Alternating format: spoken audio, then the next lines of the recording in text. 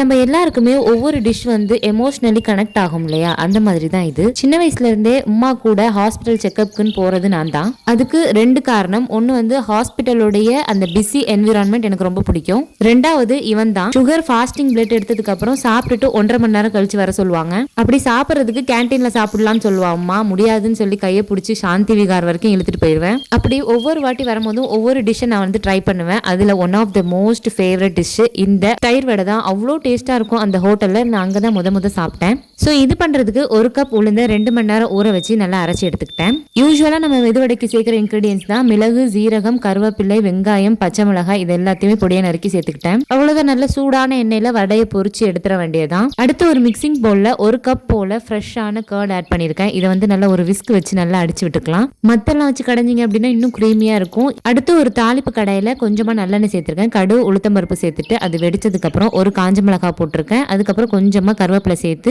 பொரிஞ்சதுக்கு அப்புறம் நம்ம தயிர்ல ஆட் பண்ணிட வேண்டியதான். உப்பு சேர்த்து நல்லா மிக்ஸ் பண்ணி விட்டுக்கோங்க. தயிர் ரொம்ப திக்காவும் இருக்கக்கூடாது, ரொம்ப தண்ணியாவும் இருக்கக்கூடாது. இந்த மாதிரி கிரீமியா இருக்கணும். அடுத்து நம்ம ஃப்ரை பண்ணி வச்சிருக்க வடை நல்லா ஆறுனதுக்கு அப்புறம் ஒரு மிக்சிங் பவுல்ல நார்மல் வாட்டர்ல இந்த மாதிரி முக்கி ஒரு நிமிஷத்துக்கு சோக் பண்ணி எடுத்துக்கோங்க.